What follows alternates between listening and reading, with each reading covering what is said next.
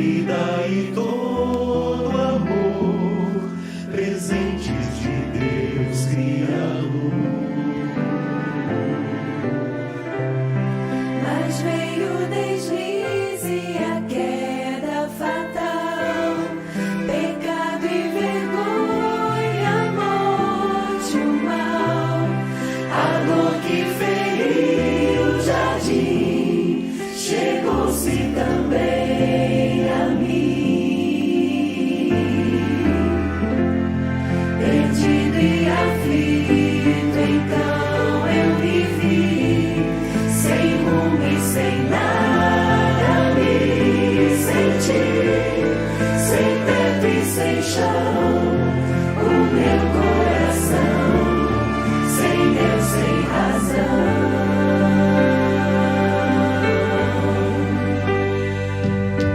Não, não me abandonou, me deu sua mão e me levantou. Não me esqueceu, me deu direção e me socorreu. No meu desencanto, o encanto se fez, me dando esperança outra vez, por meio do bom Jesus, morrendo por mim na cruz. Aquele alto preço que ele pagou, seu manto meu pranto enxugou e me prometeu me dar um novo e celeste lar. Mais grato a ti, Senhor, quero ser, cumprir cada dia o meu dever, te dar meu louvor, cantar teu amor e mais adorar a Jesus Salvador.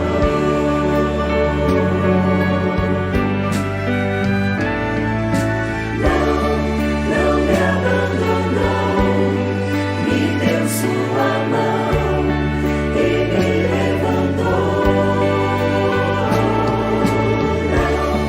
Não me esqueceu, me deu direção e me socorreu. Não me abandonou, me deu sua mão e me levantou. Não me esqueceu, me deu direção e me socorreu.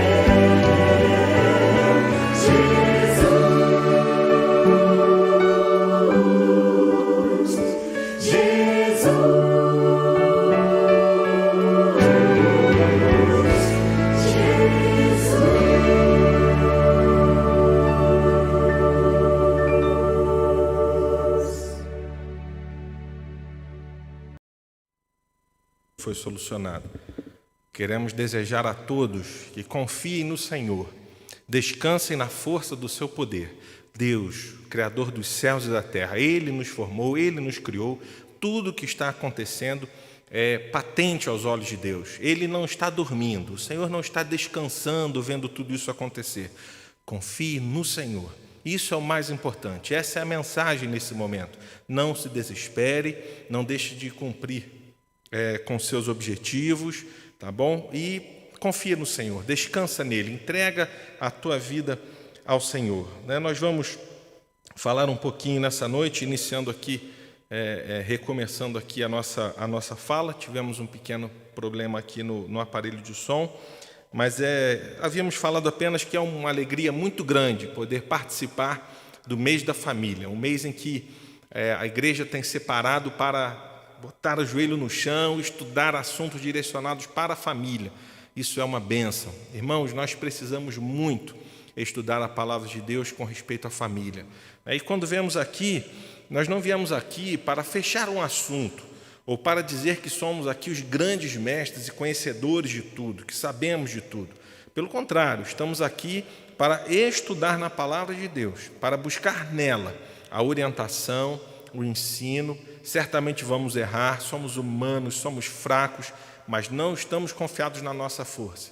Quando estudamos sobre família, estamos totalmente confiados na força do nosso Senhor e Salvador Jesus Cristo, na graça dele, na misericórdia dele sobre as nossas vidas. Essa é a introdução que fizemos, e o assunto que vamos abordar nessa noite é um assunto sobre legado, o que vem a ser um legado. O legado, numa colocação jurídica, num resumo pequeno, porque o termo jurídico é muito grande, ele diz que é a última vontade de uma coisa certa deixada para determinada pessoa.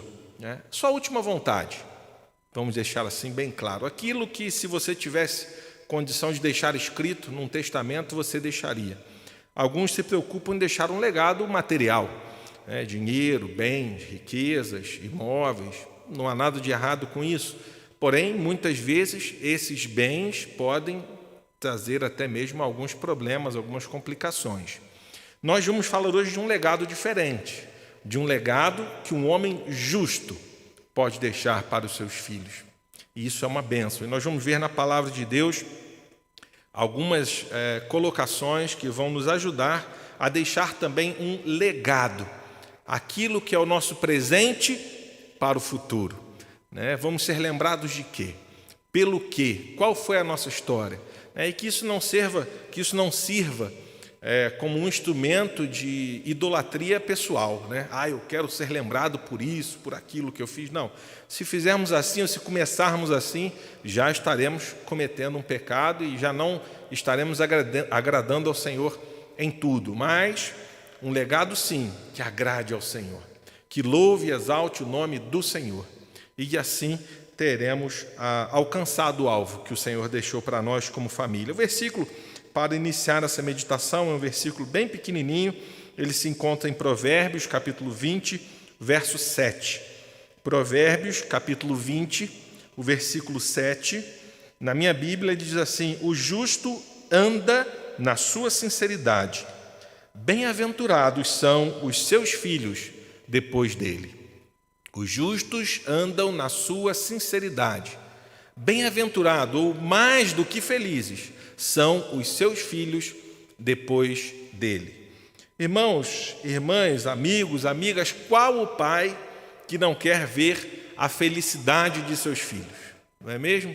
A gente, depois que tem filho, a gente abre mão até das nossas vontades, Aquilo que há de melhor na nossa casa, nós queremos deixar para os nossos filhos, seja o alimento, qualquer coisa, porque nós queremos ver os nossos filhos alegres, felizes, Mas há algo que nós podemos fazer na nossa vida prática, cotidiana, que garantirá muito mais do que momentos de alegria para os nossos filhos, mas ajudarão a serem felizes na sua vida. E nós vamos estudar um pouco mais, aprofundar um pouco mais o que seriam essas coisas que podemos fazer, essas atitudes que podemos tomar para sermos pais, mães justas e que plantam a felicidade para os seus filhos, que deixam como um legado para os seus filhos o ser justo, o ser íntegro, honesto. E vamos falar um pouco mais. É interessante apenas apontar aqui que o termo justo nesse versículo, ele não quer dizer que é um justificado pela cruz de Cristo, pelo sacrifício de Cristo, embora o ato de ser justo ele seja um sinal de quem já foi justificado por Cristo, de alguém que já recebeu o perdão dos seus pecados, que já aceitou o Senhor como seu Salvador. Mas aqui nós estamos abordando o ato de ser justo no nosso proceder, no nosso dia a dia, não para a nossa salvação, mas para a nossa santificação e para a felicidade da nossa família. Isso, sem dúvida, é uma receita infalível que Deus deixou na sua palavra para cada um de nós, sermos justos. E isso trará felicidade, de fato, para a nossa família. Há aqui algumas colocações ou algumas comparações que podemos fazer com essa expressão do homem justo. O que vem a ser, então, um homem justo? Podemos pensar em primeira análise que seria um homem honesto, né? Como é bom termos um pai e uma mãe honestos, um referencial para nós que nos alegra, que nós podemos andar pela rua de cabeça erguida e se alguém perguntar, você é filho de quem? Eu sou filho do Josias, eu sou filho da Elza. Eu lembro que uma época eu trabalhei como vendedor na cidade, lá aos seus 20 anos atrás, 15, 20 anos atrás, e eu precisava abrir clientes, eu queria experimentar esse ramo de venda, né? E todo local que eu chegava, né, a maneira mais fácil que havia de eu abrir a porta era falar que eu era filho do Josias. Né? As pessoas conheciam meu pai, sabiam da sua índole, que era uma pessoa honesta. Como isso é bom, ser alguém honesto. Também podemos pensar como justo, alguém íntegro, alguém autêntico. Também é bom lidar com pessoas assim. Temos referenciais assim para a nossa vida, de alguém que é íntegro, completo. Né? Quando a gente compra um leite integral, a gente espera que ele seja íntegro. Né? Não obstante, a gente sabe que o leite que a gente compra no mercado não é tão integral assim. Né? Mas a colocação aqui, comparando com o justo, é alguém de fato íntegro, alguém verdadeiro, alguém que é autêntico. Você pode ir na casa dele que você vai encontrar a mesma pessoa, a mesma atitude na rua, a mesma atitude em casa e por aí vai. Também poderíamos colocar como alguém sincero, o homem justo que anda na sua sinceridade. A sinceridade é uma característica que tem se perdido ao longo dos anos. As pessoas não têm mais lidado umas com as outras com sinceridade. Ficou barato mentir, ficou fácil mentir, deixar de ser sincero, fingir, tomar um papel. E aí eu lembro aqui a referência do nosso irmão Gabriel, que falou no domingo, que nós podemos, às vezes, na rua ser uma coisa, mas em casa a máscara cai. Não há como deixar de ser sincero dentro da nossa casa. E fica para nós a pergunta, qual tem sido a nossa atitude dentro do nosso lar? Qual tem sido o legado que nós temos deixado dentro da nossa casa, fechado a quatro paredes? Irmãos, é um desafio muito grande. É um desafio muito grande. Ser alguém sincero, alguém que pode, de fato, deixar esse legado para os seus filhos. Também penso que alguém sincero, alguém justo, pode ser uma pessoa mansa. Os salmos estão repletos de anotações que falam dos mansos. E como é bom lidar com alguém manso, ter alguém manso sobre nós, os nossos pais, uma referência de alguém manso. Isso é algo muito interessante e me faz lembrar, devo lembrar outra vez aqui, eu anotei em algum lugar, da tia Wanda, minha tia querida, tia da minha esposa, e eu também a tenho como minha tia querida. Sempre que eu estou com ela, acho que pelo menos em 90% das ocasiões que nós estamos juntos, ela se refere, quando olha para mim, ao meu avô, ao seu Joaquim Francisco dos Santos, um homem justo. Essa é a expressão que ela usa para mim. O seu avô era alguém manso. Era uma pessoa que, quando ele chegava, todo mundo ficava em silêncio, em respeito a ele, porque era um homem manso, era um homem bom de lidar. Irmãos, isso claro que não quer dizer que meu avô não teve os seus defeitos. Claro que teve. Como meu pai tem, como eu tenho, como todos nós temos os nossos defeitos. Mas é uma característica que nós devemos almejar, ser alguém manso. Quantas vezes nas situações da nossa vida em que somos confrontados com alguma situação, somos o primeiro a perder a paciência. Somos o primeiro a gritar mais alto, a querer fazer o nosso direito a qualquer custo. E é perigoso, porque quando nós tentamos fazer valer o nosso direito, é como se eu estivesse falando, Deus, essa aqui é comigo, eu resolvo. Confia no Senhor, seja alguém manso, prudente no teu proceder. Deixa as tuas causas nas mãos do Senhor. Seja um homem justo, que anda na sua sinceridade. E ainda podemos entender também o homem justo, desse versículo, como um homem obediente. Nós vamos falar mais da obediência, mas apenas como uma introdução. A obediência é algo que vai permear todos os ensinos da palavra de Deus. E isso deve ficar claro na nossa cabeça. Fomos criados para ser obedientes. É assim que aprendemos dos nossos pais, é assim que passamos para os nossos filhos, e se fizermos assim, seremos muito mais felizes. A palavra do Senhor não nos dá autoridade em momento nenhum para sermos desobedientes, rebeldes às autoridades, não cumpridores das leis, dos decretos e tudo mais. A não ser que qualquer lei dessa, decreto desse, fira a palavra de Deus, porque ela é o nosso manual. É a ela que obedecemos, é ao nosso Deus que obedecemos, é a palavra dele que temos como manual. Então o Senhor nos ensina a sermos obedientes. E daqui poderíamos tirar ensinos por muito tempo, mas depois vamos falar um pouco sobre a obediência. Eu gostaria de ler rapidamente a colocação que temos em Jó, capítulo 1, verso 1. Temos vários exemplos de homens justos que foram colocados assim na palavra de Deus. Mas eu gostaria de ler, pelo menos, essa descrição do homem Jó, que não foi um homem perfeito, obviamente. Diz assim: havia um homem na terra de Uz, cujo nome era Jó, e este homem sincero, reto, temente a Deus, e que se desviava do mal. Em alguma tradução diz que ele era um homem justo, reto, temente a Deus e que se desviava do mal.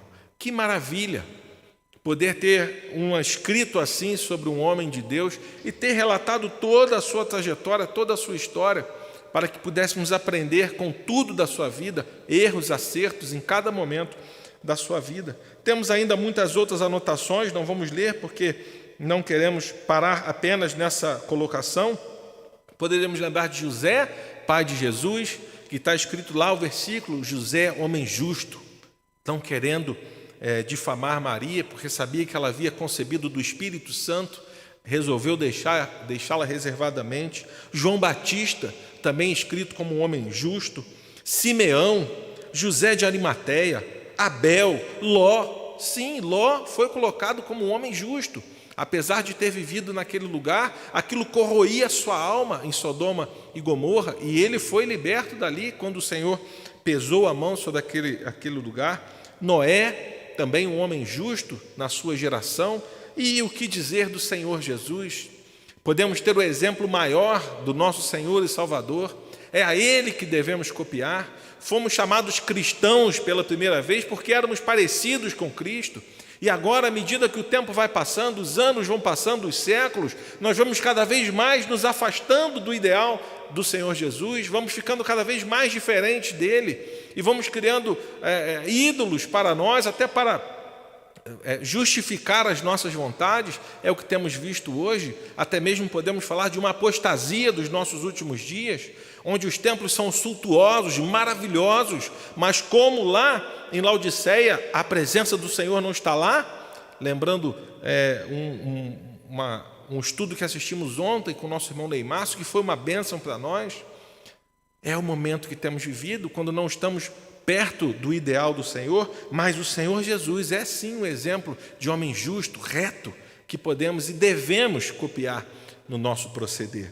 Avançando um pouco mais, nós pudemos observar nesse versículo que lemos e em vários outros em que um homem é chamado de justo na palavra de Deus, que vem junto à expressão temente a Deus.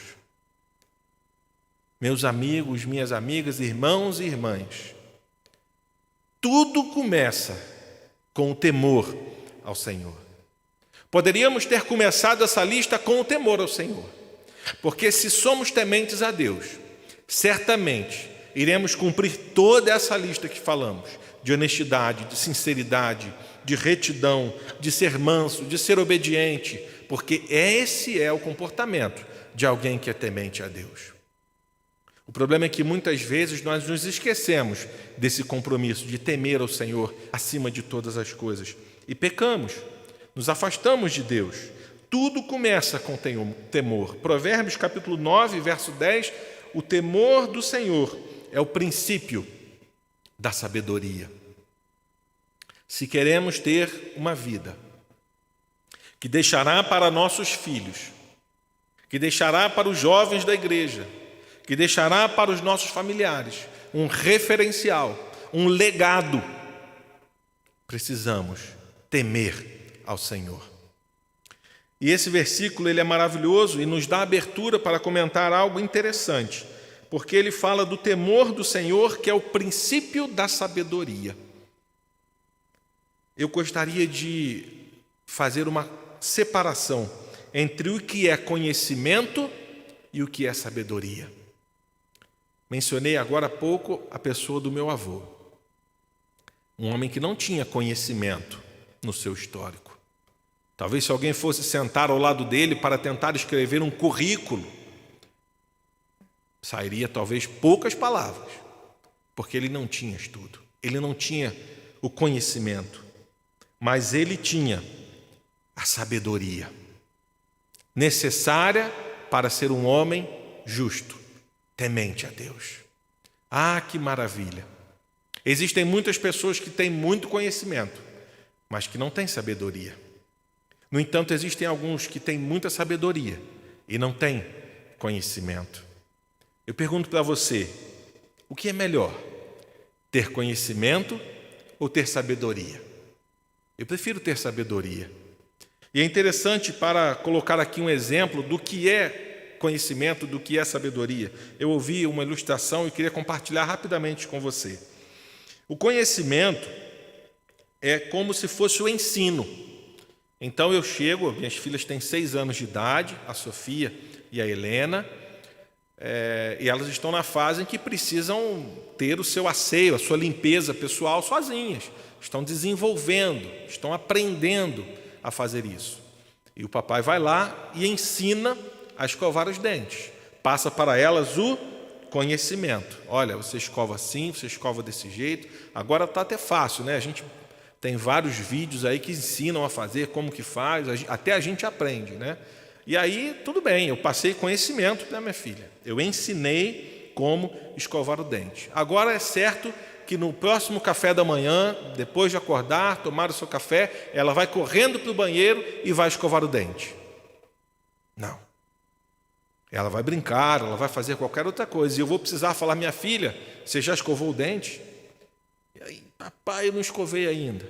E aí a gente vai criando as estratégias para essa educação. Colocamos lá um mapinha na geladeira para marcar quantas vezes escovou o dente. Ela passa ali, tem que escovar o dente.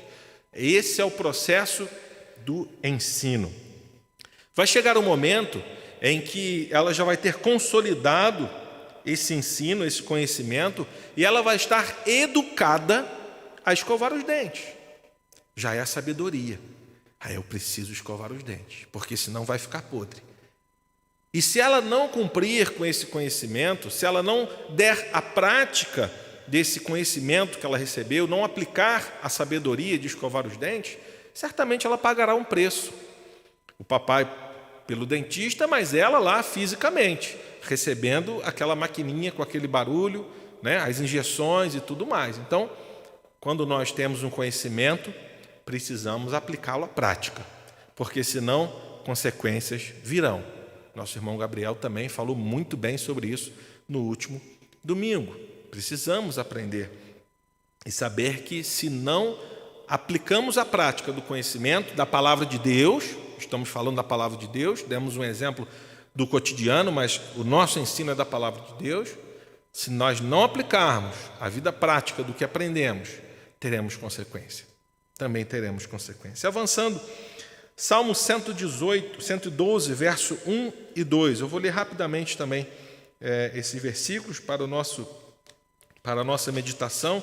E aqui, mais uma vez, vai aparecer a expressão do homem que teme a Deus. Veja bem, louvai ao Senhor, bem-aventurado, mais do que feliz, o homem que teme ao Senhor e que em seus mandamentos tem grande alegria.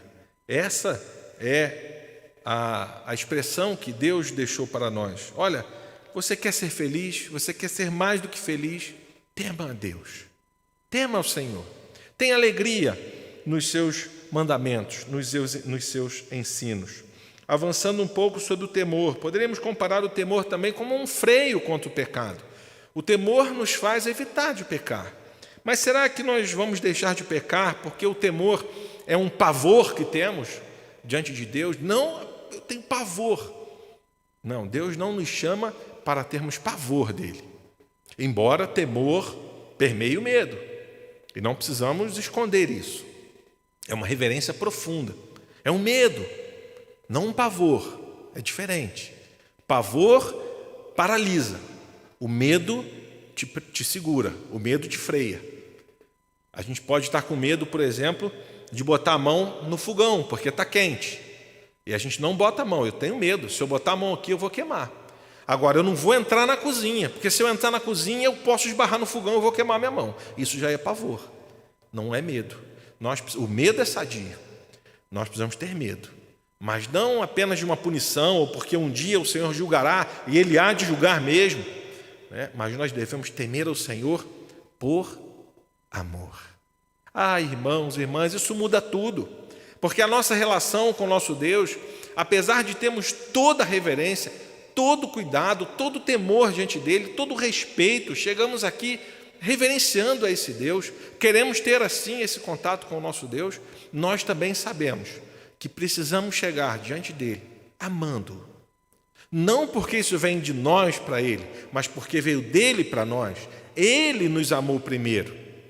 E Ele espera então que nós também o amemos em nossa vida. E para caminhar já para o final das nossas considerações, nós vamos a Deuteronômio, e lá temos uma lista maravilhosa, eu não vou aprofundar, pode ser que outros irmãos ainda usem esse texto de Deuteronômio, eu vou apenas pincelar aqui rapidamente alguns assuntos, porque ele dá para nós um ensino muito grande desse homem, que é justo, que anda na sua sinceridade e que quer a felicidade dos seus filhos. Note bem, esses são os mandamentos, estatutos, Deuteronômio capítulo 6, verso 1. Deuteronômio 6, verso 1. Esses são os mandamentos, os estatutos, os juízos que mandou o Senhor, vosso Deus, para vos ensinar, para que os fizesses na terra que passais a possuir, para que temas ao Senhor teu Deus, guardes os seus estatutos e mandamentos, que hoje te ordeno, tu, teu filho e o filho de teu filho, por todos os dias da tua vida, e que te sejam dias prolongados. Quer ter vida longa? Tema a Deus. Essa é a tônica. Vamos avançar um pouco mais. Todos os versículos são maravilhosos. Ouve, atenta, guarda. São expressões que daqui poderíamos tirar um estudo longo. Não é o nosso tema de hoje.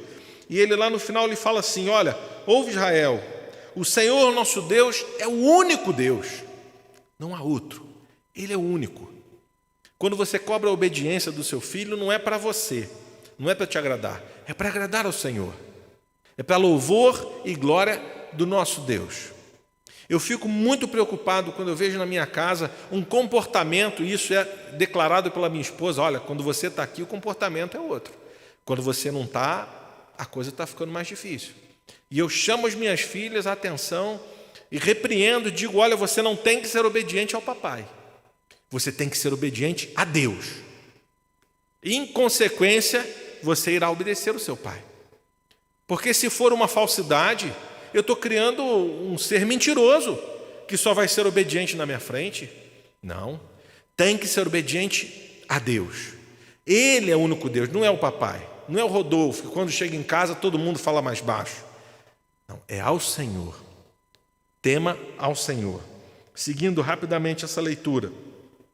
Amarás o Senhor teu Deus de todo o teu coração, de toda a tua alma e de todo o teu poder. Note bem que lá em cima ele fala em temor e agora ele fala em amor. Reverência e ternura, juntos, para agradar ao nosso Deus, para sermos felizes, para deixarmos um legado para os nossos filhos, nossos netos, que honre e glorifique ao nosso Deus. Muito mais valioso do que qualquer herança material que você possa deixar para o seu filho. Muito mais valioso é a herança espiritual, é o conhecimento, é a vida de exemplo na presença de Deus. A continuação rápida. Essas palavras que hoje te ordeno estarão no teu coração.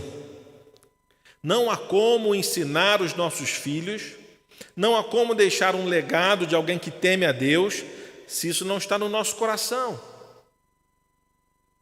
Primeiro tem que estar em mim.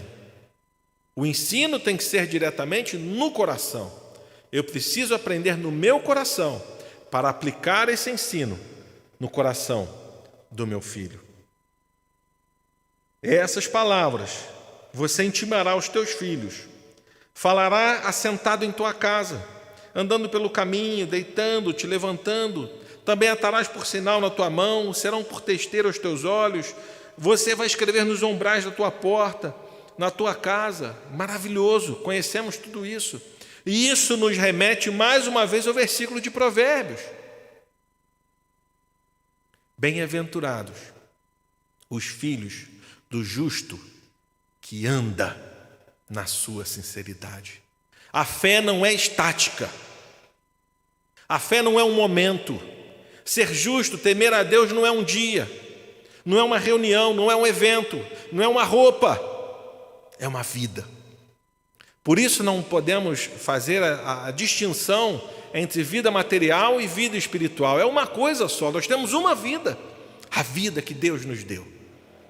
E seja ao levantar, ao deitar, na relação com a nossa esposa, conversando com ela, com o nosso vizinho, como é o contato com o meu vizinho, como é o contato com o meu cliente, com o meu fornecedor, com os meus amigos de trabalho, com o meu chefe, como ouvimos aqui do nosso irmão Rafael Ornelas, na escola dominical, a relação entre os funcionários e os patrões, se não me engano foi o Rafael Ornelas. Devemos respeitá-los como se estivéssemos fazendo para Deus, ser justos no nosso andar. Isso também precisa ficar muito claro para nós. A fé no Senhor Jesus, o testemunho que temos, não pode ser estático, ele não é estático. E eu gosto de lembrar que na caminhada da vida cristã, ou nós vamos para frente, ou nós vamos para trás. Não há como parar. Meu irmão, minha irmã, eu desejo profundamente que quando isso tudo acabar, e há de acabar, confiamos no Senhor. Se Ele não voltar antes disso, quando tivermos a oportunidade de estar reunidos, venha reunir. Quando for possível, esteja aqui. Agora não podemos. É compreensível, sabemos o que está acontecendo. Mas quando voltar, volte com a tua fé alicerçada no Senhor. Não perca as reuniões, não se desanime, anime, esforça-te, tenha bom ânimo. Continuando rapidamente a nossa consideração, eu gostaria ainda rapidamente de apontar 3 fatores básicos, importantíssimos para para um bom proceder na obediência. Falamos aqui do amor, do temor. E se alguém teme ao Senhor por amor, ele é obediente a Deus. Eu quero trazer 3 pontos importantíssimos que devemos fazer ou praticar na nossa obediência. O primeiro deles, como deve ser a obediência? Na hora. É como fazemos com os nossos filhos. Não tem como você falar, meu filho, vem cá, espera aí, eu já vou, daqui a pouco eu vou aí. Não, obediência é na hora. E com o nosso Deus também tem que ser na hora, na mesma hora. Não há como postergar, prolongar essa atitude. Obedecer ao Senhor é na hora. Depois, em tudo, todas as vezes que estão descritas na palavra do Senhor, homens que não obedeceram em tudo a Deus, foi uma tragédia. E na nossa vida será também uma tragédia se não obedecermos em tudo ao nosso Deus. Assim como queremos que os nossos filhos nos obedeçam em tudo. E também precisa ser de todo o coração. Porque enquanto os nossos filhos são pequenos, enquanto estão sob a nossa tutela, nós podemos controlar a sua obediência. Mas há de chegar um momento em que o Senhor tenha misericórdia da nossa vida. Há de chegar um momento em que nós não teremos mais como controlar. Se não for de coração, eles não vão nos obedecer. Mesma relação acontece quando estamos diante de Deus. Temos o livre-arbítrio.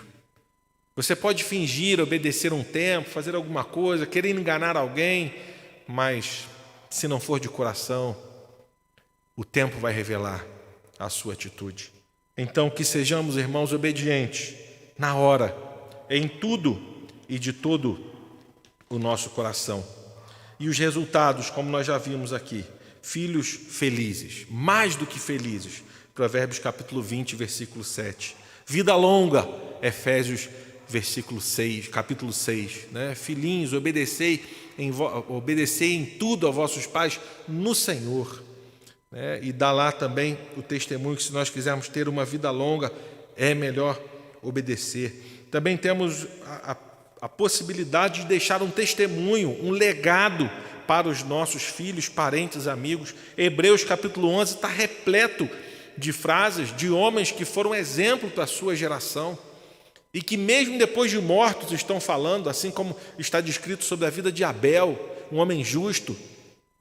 Se fosse ali o escrito da lápide, né, daquilo que vai ficar lá no seu túmulo, o que vai ficar escrito lá? O que vai ficar escrito no meu túmulo? Não que seja para a minha honra, para a minha glória, não quero nem que escreva nada, não sei nem se terei um túmulo, mas que seja para a honra e para a glória do Senhor. Esse é apenas um exemplo.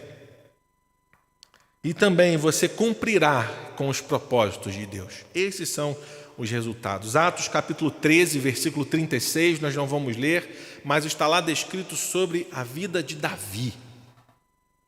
E Davi cumpriu os seus dias de acordo com a vontade de Deus e descansou. E foi enterrado com seus pais.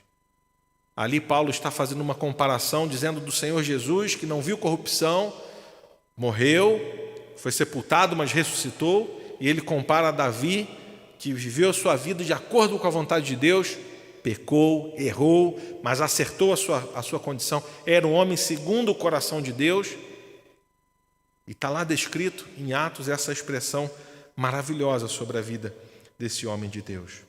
E a nossa frase final: no Código Civil brasileiro existem pelo menos 10 tipos ou espécies de legado, de herança.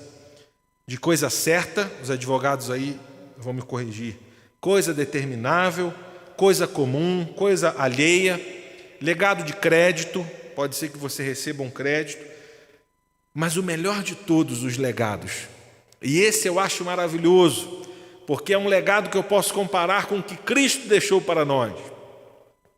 É um legado de perdão de dívida. Ah, que maravilha!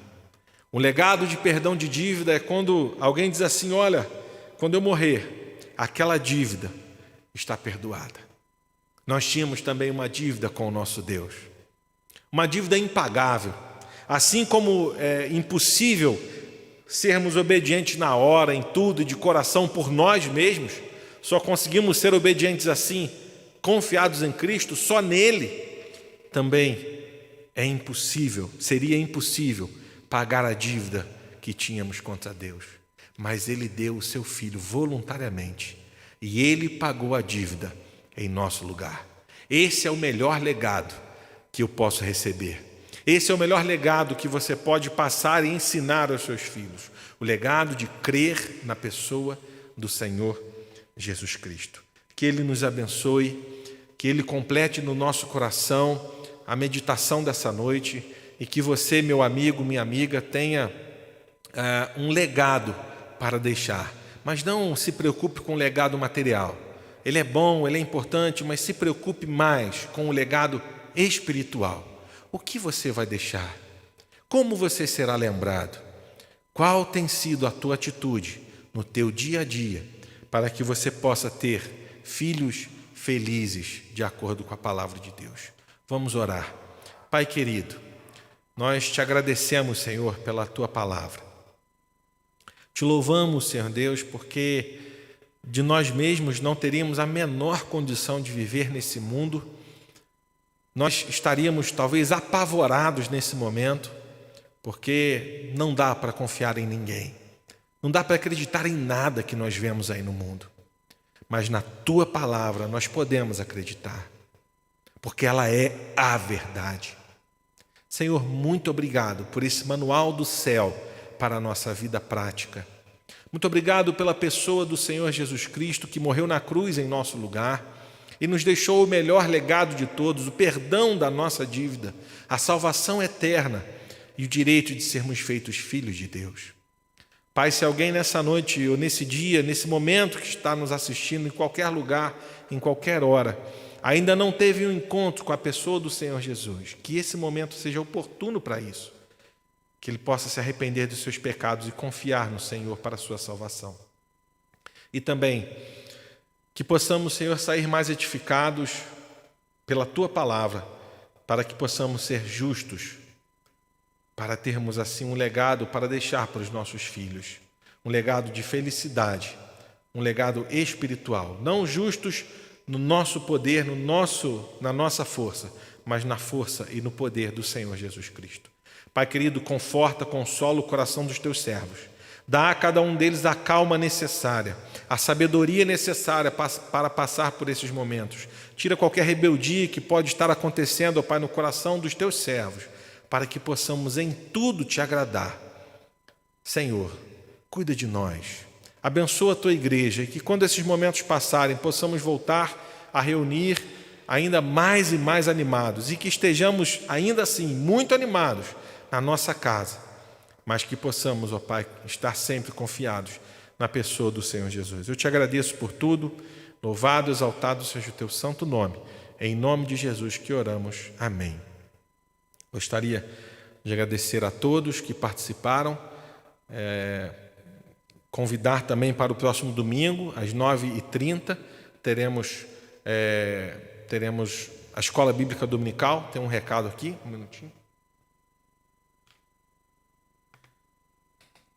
Nós temos um pedido de oração e nós vamos orar, muito bem lembrado. Nós estamos em reunião de oração e vamos fazer agora a oração com esses pedidos que chegaram aqui. Muito obrigado, Hudson. O Hudson tem sido uma bênção para nós aqui na igreja, tomou um compromisso muito importante aqui conosco na parte técnica. Antes de encerrar, eu queria falar esses pedidos de oração e nós vamos orar mais uma vez e depois nós vamos encerrar essa transmissão. Nosso irmão Paulo Fernando faz um pedido pela igreja local. A nossa irmã Vera Couto, ela pede por ela e pela sua família. A nossa irmã Solange, ela pede pela Daniela. Ela já teve o seu bebê e está tudo bem, graças a Deus. Também a Nélia, ela pede pelo Paulo, que passou mal, mas já está melhor. Vamos agradecer ao Senhor. A Solange agradece por seus 44 anos de casado. Que alegria, viu? E a Maria Rita pede pela sua filha, Tereza, uma menina ainda. Vamos orar mais uma vez, levando ao Senhor esses pedidos. Peço desculpa aos irmãos. Hoje eu não anunciei para os irmãos mandarem os seus pedidos de oração no início da nossa transmissão. A gente fica um pouco nervoso quando temos aqui o compromisso de falar, mas vamos orar por esses pedidos. Se houverem mais pedidos, os irmãos continuem enviando, depois a gente bota lá no grupo da igreja. É importante, irmãos, que oremos nas nossas casas, Vamos na nossa casa, vamos orar, lembrar desses pedidos, tantos outros, Sabemos que há muitos motivos de oração, mas vamos orar mais uma vez. Pai querido, chegamos diante de Ti mais uma vez, ó Pai, agradecidos. Senhor, nós estamos aqui em reunião de oração, ó Pai, e queremos colocar diante de Ti os pedidos que têm chegado até nós. Certamente Tu tens recebido, Pai, no Teu trono de graça e de misericórdia, muitos outros pedidos dos Teus filhos, que talvez não puderam escrever ali, mas que têm falado contigo nesse momento. E nós Te pedimos, Senhor, que Tu possas estar abençoando os Teus filhos rica e poderosamente.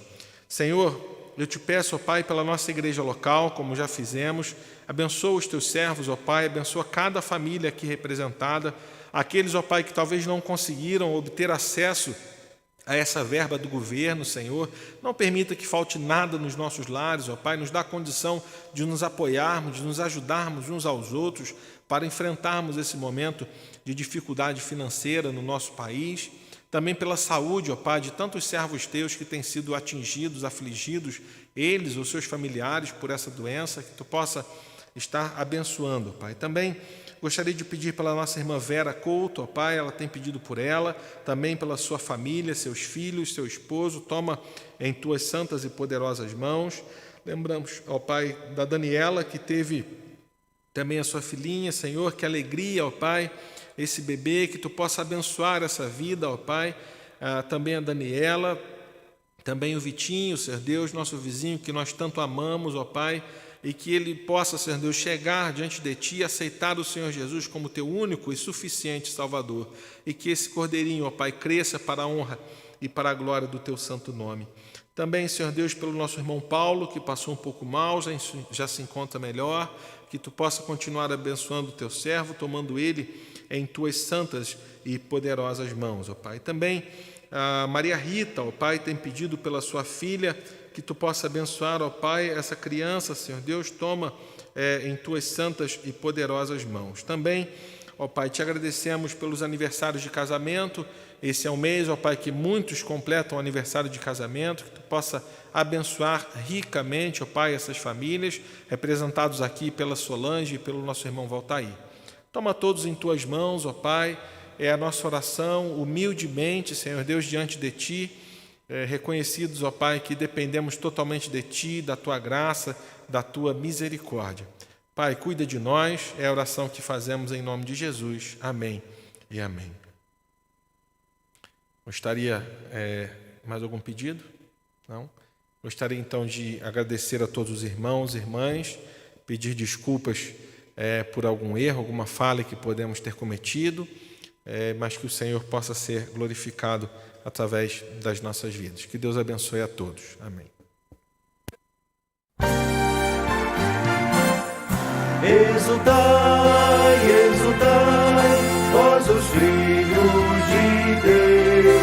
Exultai, exultai, todos vós que sois seus. Ó, vinde à presença de Deus, vosso Pai, e em nome de Cristo Jesus adorar.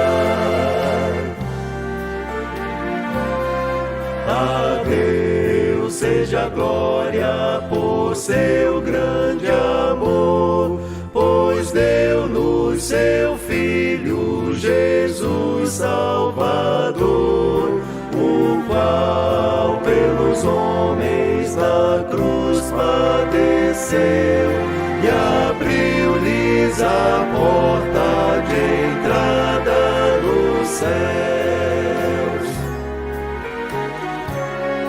Oh, quanto devemos ao nosso Senhor por todas as bênçãos do seu grande amor e pelas promessas que vamos gozar, mais bênçãos eternas em seu santo lar.